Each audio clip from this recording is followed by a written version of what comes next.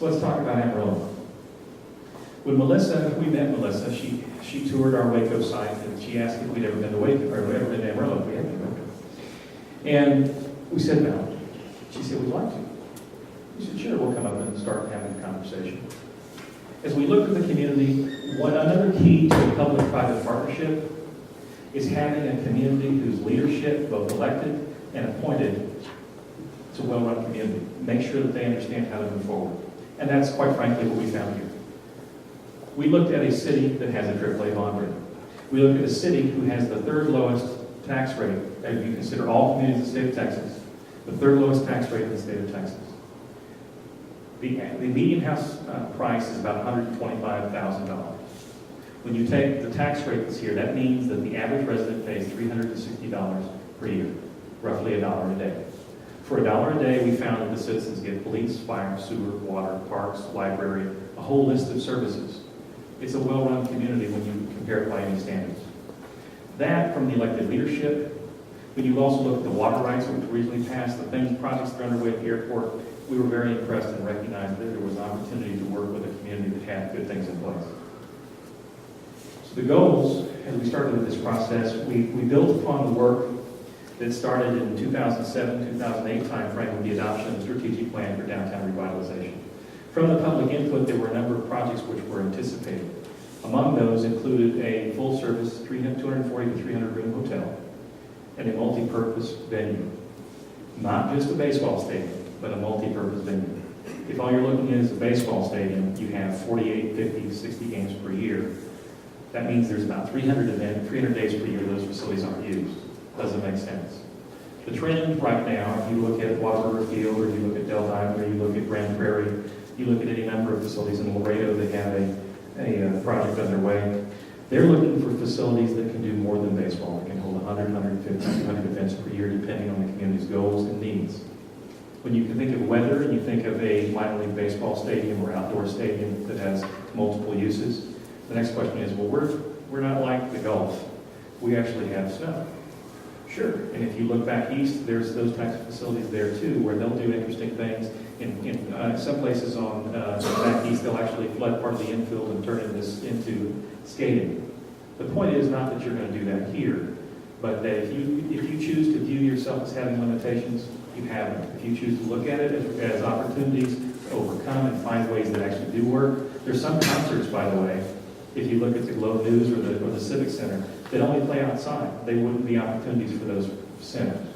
The other thing that was interesting is from a hotel perspective in the Civic Center. Right now, digress for a moment, the city has started a process for maintaining the Civic Center. How can we do a facilities assessment to ensure that the property that's 340,000 square feet originally built in 1968, I believe it was, it's a viable facility. How do we make sure that it's viable long term? Well, one of the limitations to that is having hotel rooms in close proximity. When folks, meeting planners, look for facilities to house their meetings, they look for hotel rooms in close proximity. Previously, the Civic Center with bus provides many buses that people needed. As the costs have gone up, they provide two. So when meeting planners are looking, they ask, how many downtown hotel rooms do you have, or within a short distance? And they go, well, we now have the FISC, that's 85, but they'll only block 50 rooms. You make it off the list.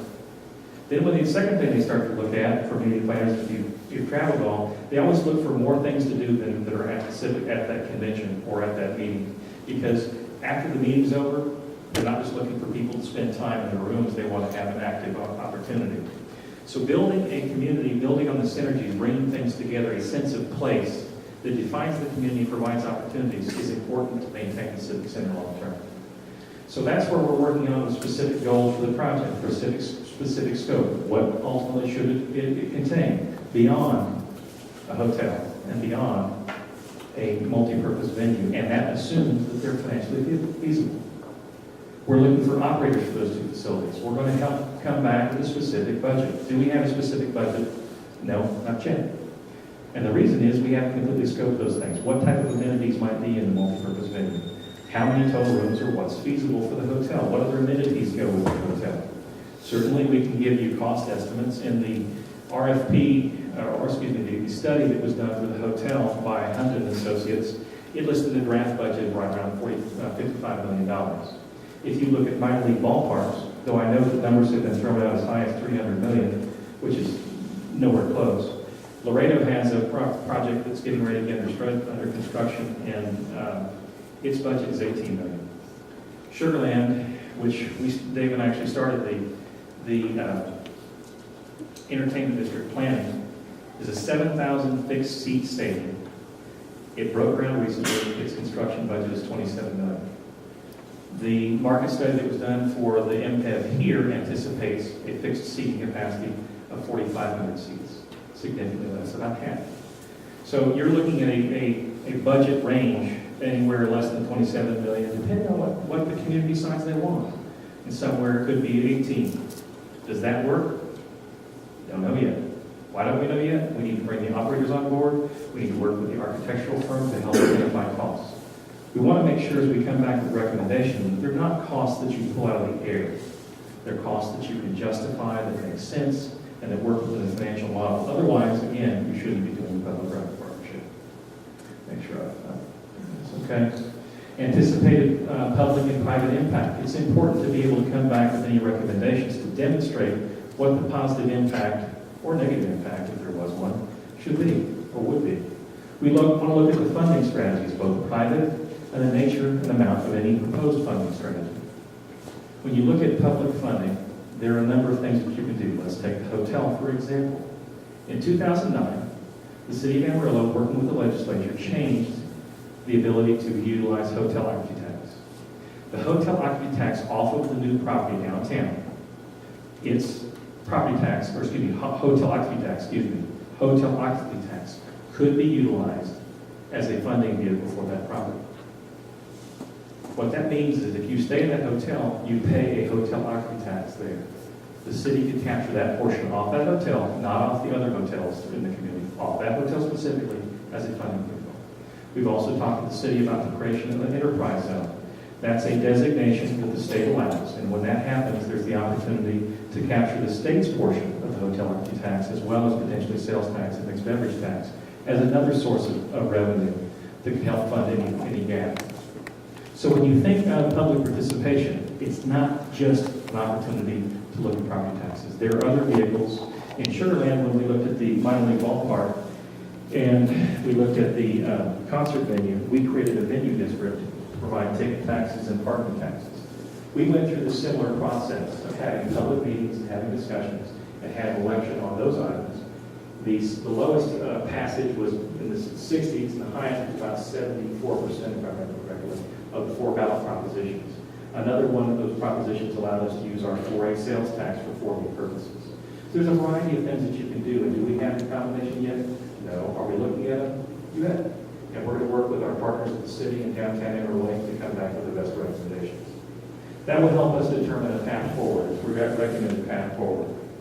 But before we determine that path forward, before we come back and make any recommendation, for us to make a positive recommendation to the city,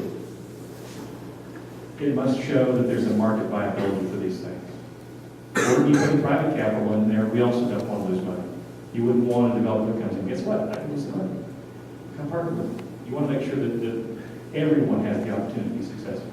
And that market viability also has to make sense for the community. Because if you're going to have benefits, it has to be benefits that all relate to all of us. Any public participation, there are goals. We're going to be coming back with those project goals, timelines, thresholds, those kinds of things. Creation of synergies. We've also engaged as one of the consultants, a company called Robert Charles Lesser and Company. They're out of the Austin area. They have offices all over from Washington, D.C. to wherever. And they provide market assessments to take a look at if this gets built, what are the other synergies that could be taken advantage of from development? What kind of office uses, what kind of other commercial uses, retail, residential, restaurants, and so on, that might be built to take advantage and create a sense of place. We're looking at that flexibility in that process to ensure that as the project develops, that you have a certain amount of flexibility that's staying consistent with the key goals. We're looking for that sound business premise and strong public input throughout the process. Our goal is to ensure that no one at the end of the time of these discussions where we come back to the City Commission to make a recommendation can say, I didn't know anything about it. The information is on the web. All these presentations are posted to Downtown Amarillo's website. We're having discussions with the City Commission in open session. We're having discussions with the board of the LGC, with the church board. There are a variety of opportunities to get information. So far in the last 30 days, we've had one-on-one meetings, we've had community meetings, we've had individual group meetings, we've had small group meetings, chamber, Center City, a variety of organizations and corporations, from folks at hospitals to the banks to the variety. And we've met with about 500 people so far. We appreciate the opportunity to have that input. We're not asking for everybody to agree. What we're asking for is for people to be informed, and if you make a decision, make one in an informed fashion. Where are we at right now? If you're going to have good numbers, you need to have a strong team. You need to make sure that people are going to operate those facilities should they occur, understand what is going to be operated, what's going to be built, so that they have that input. You need to make sure that those people have input with the architectural team to ensure that what they help you cost and program is consistent and can help ensure that that's consistent with what you might go forward with if it's indeed improved. Today we made a recommendation to the board of the local government corporation. In fact, back up for a second. In the selection of these folks, we went out with RFQs. In the selection of the architectural team, we went out to every single architect that is on the city's list for local architects. We had 8 responses. Of that, we had 3 teams that we selected from, all good firms.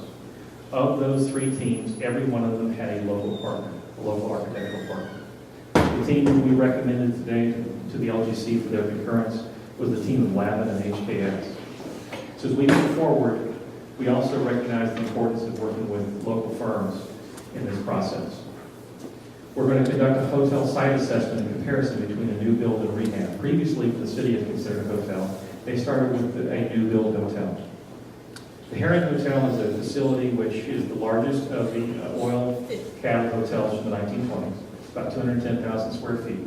It's an iconic structure in this community that's been vacant for many years. It's something that we need to consider the trade-offs between repositioning that property and developing a new property. I mentioned the work with RCL. So project stages. There's some initial planning, and there's additional discovery. That discovery includes the work that we're doing with you this evening. It also includes the work that we're going to be doing. Once you've done your initial planning, you're going to start looking at the herring, the placemaking, all those different types of things. And then we'll come back with recommendations and decisions.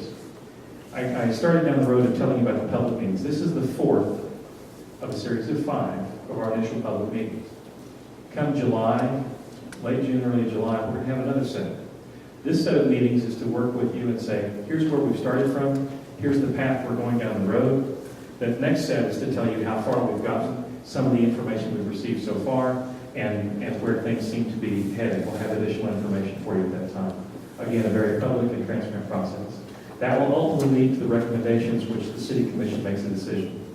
If there is a election to be called, or if there is a go, no-go decision, that remains in the purview of the city, as well as does us. But as far as city participation, it's not guaranteed. This is not a done deal. This is where we're starting. As you look at that, this is a busy slide. The importance of it is to tell you that there are many steps throughout that process. It also shows you that where we're on February 15th is the development agreement approval and the creation of the LGC. Our current process is to initiate the selection of the architect, hotel, and operators for the hotel and MPED. But the other important thing, what I really want to call your attention to, are these little blue stars. And why are those important?